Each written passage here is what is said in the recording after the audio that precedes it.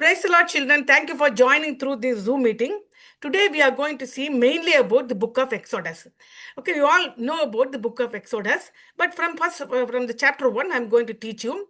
And before that, I want to give just a brief explanation about the book of Exodus. Okay, here I want to give a just explanation about the book of Exodus. Then we'll go to book of each and every chapter. I'm sharing a screen. Can you see that? So we are going to see the book of Exodus, especially chapter 1, Exodus chapter 1, the deeds of the fallen world. The topic I'm giving is that the deeds of the fallen world. You all know that this world is a fallen world. So we are facing so much of problems in this world, not because that God is not helping us. God is near you and He is helping you in all your bad situation and against your challenges also. But at the same time, the work of Satan is also against us. The work of people, certain people are influenced by Satan, are working against us. Why God is allowing this? Why can't God stop it? All the questions may come in your mind. The answer for this question is this: the world we are living is a fallen world, is already fallen and in the hands of Satan. But Lord God Jesus Christ came to this world and died on the cross for our sin and resurrected and seated on the right hand side of the Father, interceding for us. And Bible says clearly one day we are going to trample the Satan on our under the feet. Until that time, until the coming of Jesus Christ outwardly, second coming, we are going to face challenges and difficulties in our life. Through that difficulties, God is going to help us to come out of it as He overcame the Satan on the cross. So today in the book of Exodus, we can see how the people of Israel are going to be oppressed by Egyptian. By seeing that, we can think why God is just keeping quiet. God is not keeping quiet. The time is coming to deliver them from that oppression. So let us go to the book of Exodus. The first chapter, the topic for the first chapter is the deeds of the fallen world. Let me go to the book of Exodus introduction part. You should know the introduction about it. First of all, the meaning, the word Exodus means going out. What is the meaning of Exodus? Exit. We can say exit. So the word exit came from the word Exodus. Exodus means going out or departure. You can see in the airport, departure, arrival, isn't it? That is the meaning of Exodus is departure. Okay, then summary of the book of Exodus is a story of how God rescues His people from bondage, from and form them into the holy nation. They are going to be rescued from bondage. Have not gone. God is not leaving them just like that. After rescuing, He is going to use that people to form a holy nation. And what is going to do? God is going to do with the holy nation. God is going to come down and is going to dwell among those people. So that is what the Exodus. 3 points try to remember. God rescue His people from bondage, number 1. Number 2, form that people into a holy nation. Number 2. Number 3, God comes down and dwell among them. So the 3 things are very important in the book of Exodus. Okay, what are the 3 things? Rescue from bondage. Number 1. Number 2, form a holy nation.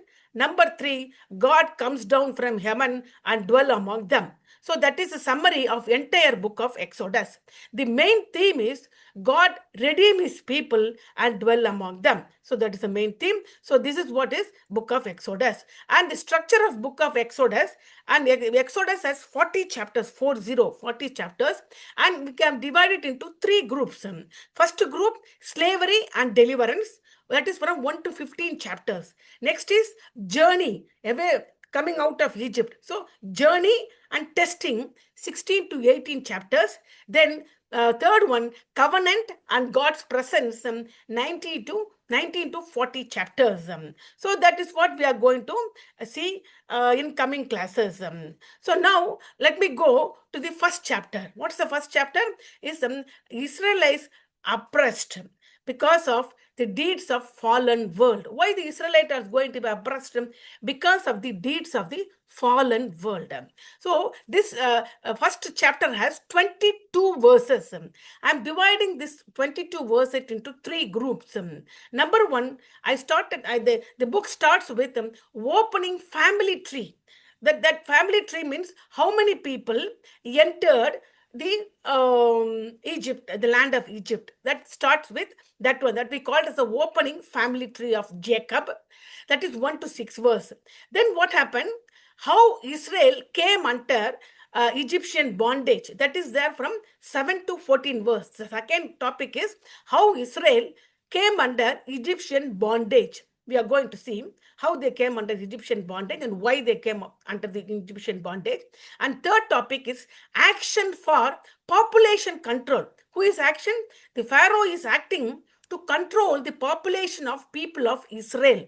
That is there from Genesis chapter 1, 15 to 22. Let me go to the first topic, opening family tree. What is the opening family tree says? Exodus chapter 1, 1 to 6, I will read out aloud. These are the names of the sons of Israel who went to Egypt with Jacob, each with his family. Everybody with their family. Not only the name of the person, with their family. So, who and all went? What are the names? Reuben, Simeon, Levi, Judah, Issachar, Zebulun, and Benjamin. You can then Dan and Naphtali, Gad and Asher. So, this is the names, and the descendants of Jacob numbered 70 in all. Joseph was already in Egypt. So, how many totally tribes? 12 tribes. Joseph was already in Egypt, and Joseph's two sons, Ephraim and Manasseh, are also already in Egypt. Now, Joseph and all his brothers and all that generation died. The verse 6 says, they all died. How many years has passed? That was not written. For so many years have passed. All the people, Reuben, Simeon, Levi, Judah, Issachar, Zebulun, Benjamin, Dan, Naphtali, Gad, and Asher, and also Joseph, all including Jacob. Jacob first died. That's what we saw today. Yesterday, that class, previous class, that is the end of the Genesis chapter 15. We saw that the death of Jacob and also the death of Joseph. And only that was mentioned there. But here it is very clear. All the people are dead. All that generation died. So you can see what all are dead. Everything is going to finish. No, that's what's going to happen now. So what does Exodus 1 to 6 says? The number of sons of Jacob who came to Egypt. That's what's written there. The total, how many people came? The number of the head of the family and their family, wife, their children. Altogether, if you add 70 people totally came inside Egypt. Then what is written? The death of Joseph and all his generation and all his brothers. Everybody died. Now, what is there remaining? Promise of Abraham. Already God has given one promise. What is the promise?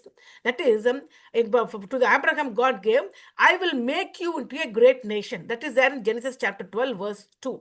So, Genesis chapter 1, verse 7 says, but the Israelites were exceedingly fruitful. They multiplied greatly, increased in number, and became so numerous that the land was filled with them. Can you see here? Fruitful, multiplied, increased, numerous. 4 adjectives are given here. They are filled with the land was filled with them means don't think that the entire Egypt is filled with them Israelite. The place where they are staying is Goshen. This entire Goshen city was filled with the Israelite. When you go inside the Goshen city, only you can see the people of Israel. So all the people in that city, so much of people have increased. So that is a promise given to Genesis Abraham in Genesis chapter 12 verse 2. So Genesis chapter 1 to 7 shows that beginning stage of that promise became fulfilled. It is going to increase. Now, next topic, how Israel came under Egyptian bondage. They're very nice, no? Why immediately they came under into bondage? What happened? Because Exodus chapter 1 verse 8 says, then a new king to whom Joseph meant nothing came to power in Egypt. So very, very important this word. Then a new king to whom Joseph meant nothing came to power in Egypt. So this new king has no concern about what Joseph did to the nation of Egypt. That is the meaning of it. So what was a new king? Who was a new king? The Bible does not give his name. But historians gives a powerful background. What is that? Before this, the new king, Egypt had been ruled for a time by a foreign groups called Hyksos. Hyksos, we call Hyksos. Who are called Hyksos? Try to remember the name. The king, the Egyptian kings are always called as pharaohs. There is no difference in that. But they were ruled by a foreign group called Hyksos. Hyksos. Hyksos. They are not belong to Egypt. They were the foreign people. So those peoples are called Hyksos. Who were Hyksos? The foreign rulers. They might have been from Asia or near Canaan. But they ruled northern Egypt around 100 years. Egyptians were not ruled. Only these Hyksos, foreign people from Canaan or Asia, they were ruling northern Egypt for 100 years. They were not native Egyptians. So who is that now new king? The new king now, which is mentioned in verse 8, is a native Egyptian pharaoh. Understand what I'm saying? Before, for 100 years, the Egypt was not ruled by Egyptian pharaoh. It was ruled by Hyksos, the foreign ruler, maybe from Asia or from Canaan. Now, after 100 years, those Hyksos were defeated by the Egyptian. So the native Egyptian people became the kingless pharaohs. Understand now? So after some time, native Egyptian overthrew the Hyksos. The new dynasty came to power. This new king was a native Egyptian pharaoh who may be called Amos, which they called as a Hamos, Ahmos. Maybe the name of the king was Hamos. That's not written in the Bible. Theologians are telling maybe the name of the pharaoh while these people were oppressed. Maybe Hamos, name of the king, maybe Hamos. But that man was a native Egyptian pharaoh. Before they were ruled by Hyksos, they were foreigners. Now the native people came to rule. Now this is let us see the connection to Joseph. Hyksos rulers were more open to, before for 100 years, northern Egypt was ruled by Hyksos. Those people were more open to foreigners. They are already foreigners. They are not belong to Egypt. So they are very happy to be with the foreigners. So Joseph rose to power during this Hyksos period because Joseph was also a foreigner. Now we come to the idea how Joseph became very great man next to Pharaoh, because Hyksos were ruling. Hyksos were already the foreigners.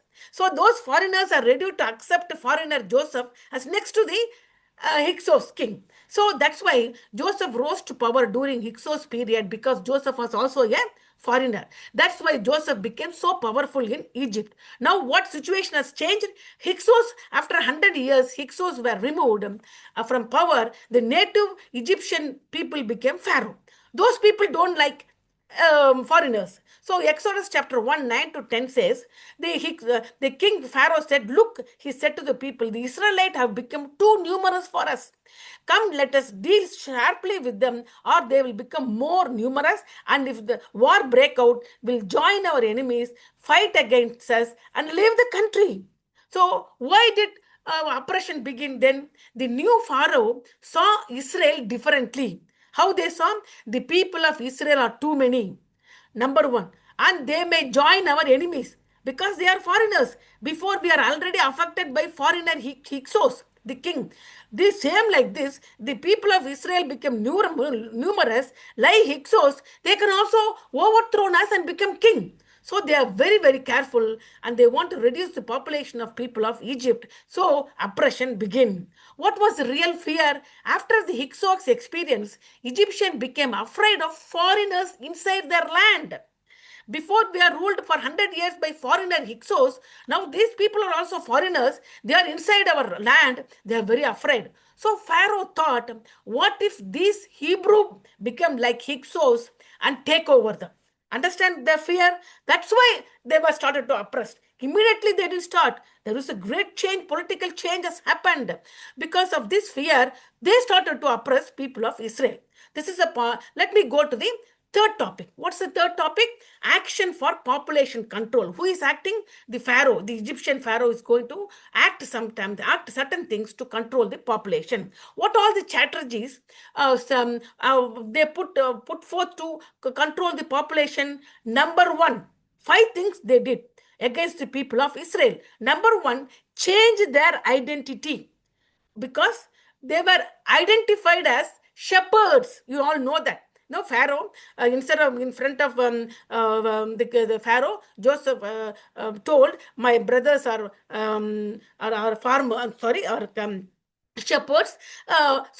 They want to continue with their shepherding. So the king told, what the king told to Joseph? Oh, no, no worries, don't worry. I have so many herd. Some faithful people can become the head of my own herds. They can live in Goshen. They can take care of the cattle. So that's what they increased. Now this king is going to change their occupation.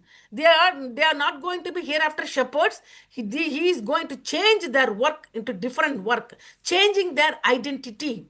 Next one, he is going to do separating the families. Number two. Number three, weaken their bodies. Okay. Number four, for secret plan. Then number four, Pharaoh's secret plan. Number five, Pharaoh's open announcement. Five things the Pharaoh, the king, Egyptian king, did against the people of Israel to control their population. Let me read Exodus chapter 1, 11 and 14, verse 11 and 14. So they put, the Egyptian Pharaoh put slave masters over them to oppress them with forced labor, and they built Pithom and Ramses as store cities for Pharaoh. They made their life bitter with harsh labor in brick and mortar and with all kind of work in the fields, and worked them ruthlessly. Now, can you see here what they are doing? I will explain it. They changed their identity. Before they were shepherds, now they were changed as a construction laborers. Now you can see there, when you go out, they were the construction laborers. No, that work is very, very, very tough. In the hot sun, they were building the road construction, building construction. So tough it is. They were doing it, no? The same work, the Egyptian made these people of Israel change their identity from taking care of the sheep, shepherds, to construction labor. Earlier, Israelites lived as shepherds, a respected and independent lifestyle connected to the root from Jacob and Joseph. They were taking care of their own cattle. They don't want to answer anybody else. They were freedom. They were happily living. But now they were forced into heavy construction work. They lost their freedom. They lost their skill-based identity. They lost their dignity. They became slaves. So oppression often begins by changing a person's identity and purpose. Their identity, everything was lost now. What they did? So change the identity. First thing, over. Next, separating the family. How they separated the family? I told you, they asked to build two cities. Isn't it? To build the city, what they have to do? Building cities like Pithom and Ramses. To do this, large group of Israelis were relocated to the work site.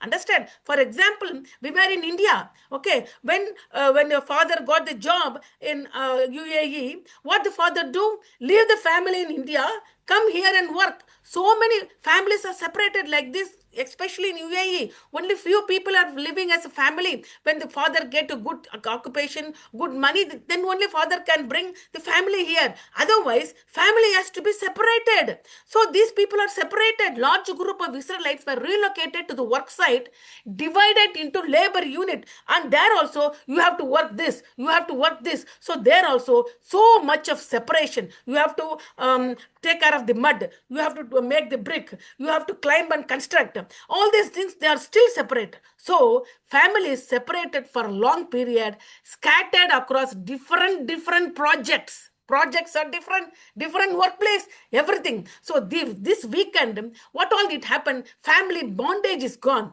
Community strength is gone. Cultural identity is gone. Now there is complete separation. Why?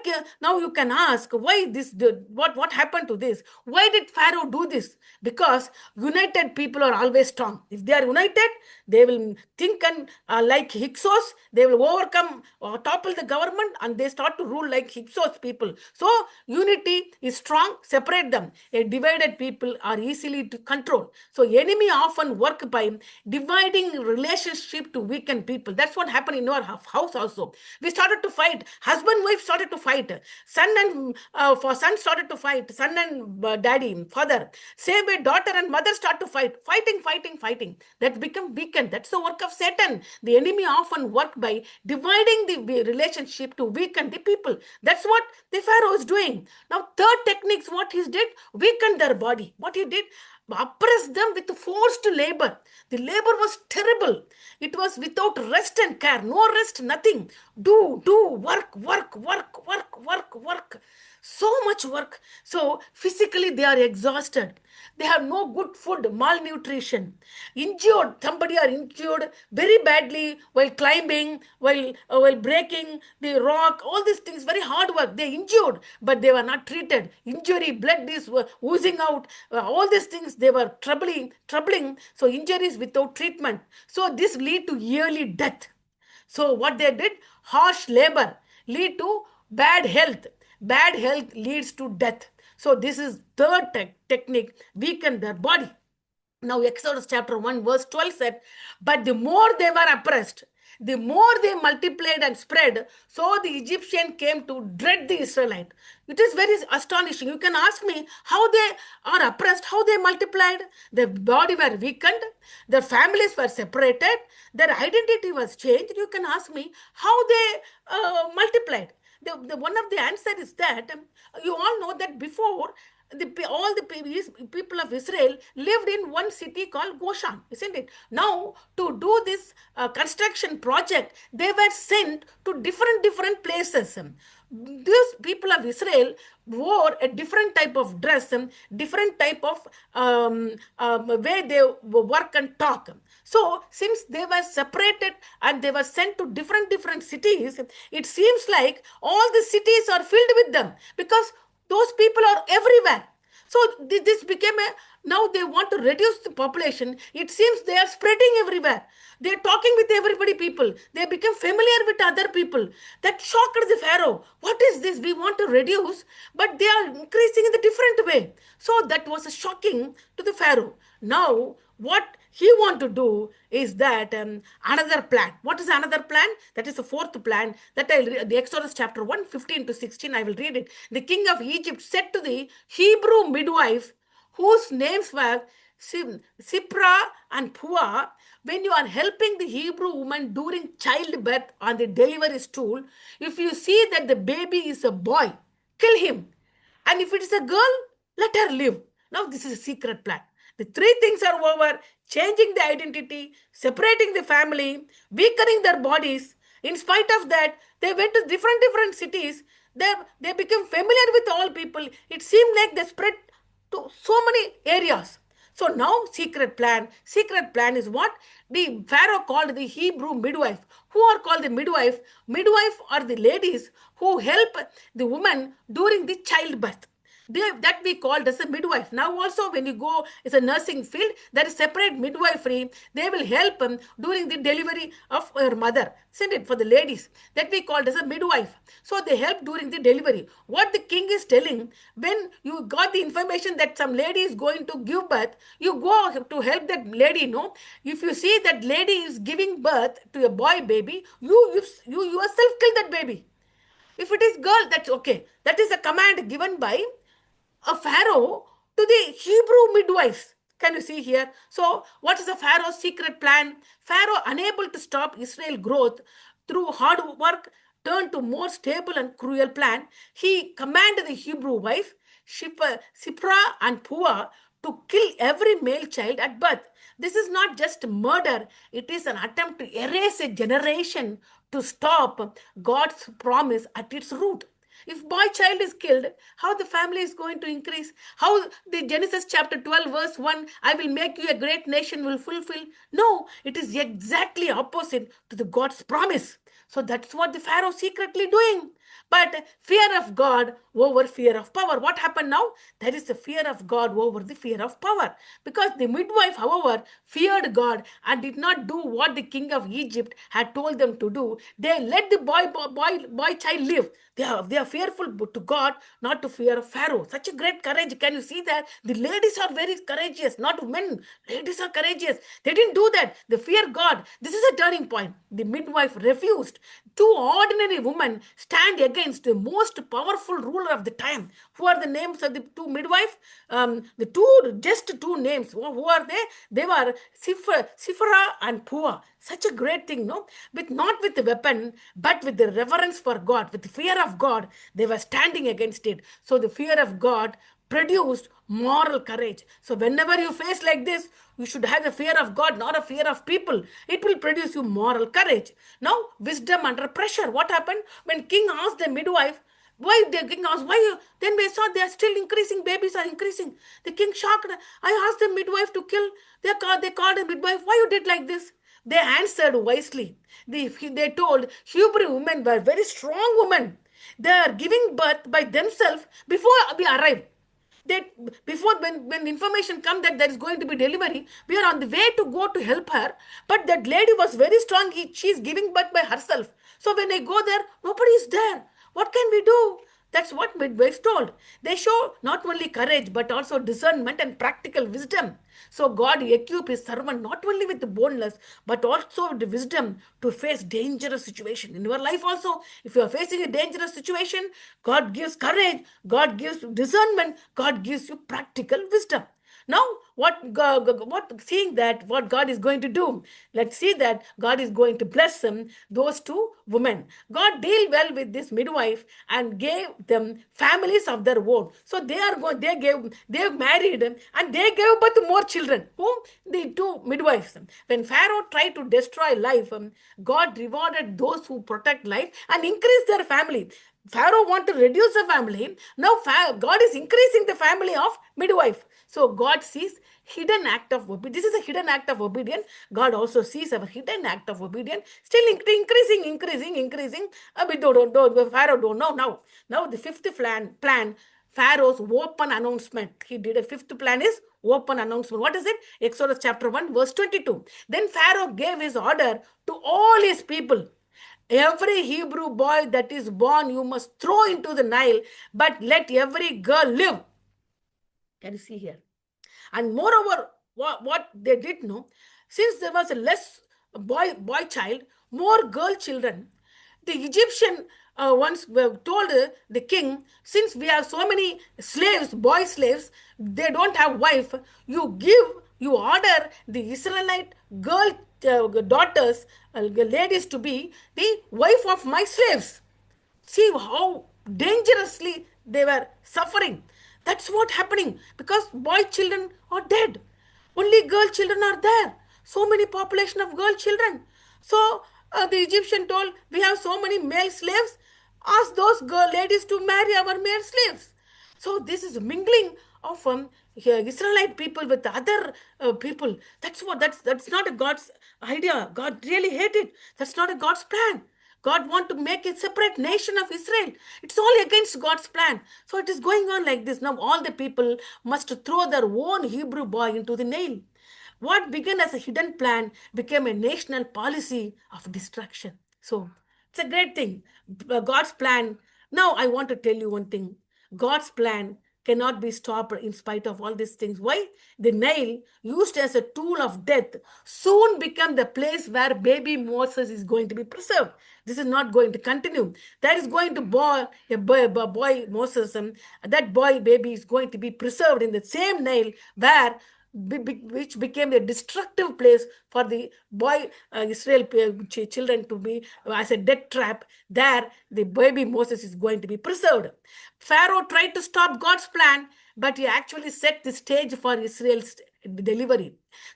Deliverer. Israel's deliverer is Moses. There in that nail, that Moses is going to be preserved. No human power can control God's promise. God often uses enemy's own scheme to accomplish his own plan. This is going to come in Exodus chapter 2. In coming class, I'm going to teach you, but this is what is happening in Exodus chapter 1. But God never left the situation. There is a boy baby, Moses is going to born. That same boy is going to be preserved in the Nile River, where all the boy children were killed. From there, he was going to taken as a prince, and from there, he is going to be deliver the people of Israel. Now, the lesson you are going to learn, 5 things you should know. 4 things. When you feel different at school or among friends, but that's not a weakness. Now, can you see the people of Israel are very different in Egypt, but still they increased. So, when you feel different at school or among friends, you are not able to mingle among them. You think you are so different. They are so different. They are talking something. They are behaving in different way. Unwanted things they are doing. But you feel I'm so different. I don't want to mingle with them. That's not a weakness. That is a correct way. You have to separate. You are a separated people. Second thing, when things feel hard, studies, friendship, God has not left you. Don't think that other people are studying well. They have good friends. They have good money. They are good parents. They have good privilege. They can do whatever they like. But my life is very hard. Don't think like, if you think like that also, don't think that God has left you. Never ever God will leave you. Number 4, challenges don't cancel your future. They have so many challenges. The people of Israel are oppressed in 5 different ways. Okay, in the same way, Satan can use the people to oppress you. Maybe you get this bad health, bad concentration, not able to study, not able to do any work good. Even though if you study, you cannot write, you have not good concentration. So many issues are there. You are oppressed. But don't worry, that never cancel your future. That will the God will strengthen you. Number 5, even very small choices you think, like telling truth, helping others, refusing to do wrong things matters. God will certainly bless you. Like the 2 midwives, they refused to do this wrong thing. They fear God. God increased their family. That's a small work, small obedience. Nobody knew it, but like the very small choice you can make. Like always, I don't tell lies. I always tell the truth, because that's what Bible says. You should not lie to other friends, relatives, somebody. It is wrong. So I always tell the truth, and I try to help other people. Nobody is helping me. That's okay. But even if I suffer, nobody helped me. That's okay. But I am going to help other people, and refuse to do wrong things. The certain friends always say, do this or copy this thing, tell to gossiping, and tell you also gossip about that girl, that boy. So if you refuse to do all these things, that is matters. God will certainly see your hidden obedience and bless you tremendously. That's what God blessed the midwife. So today's I finished the class today. Today's memory verse is, if God is for you, who can be against us?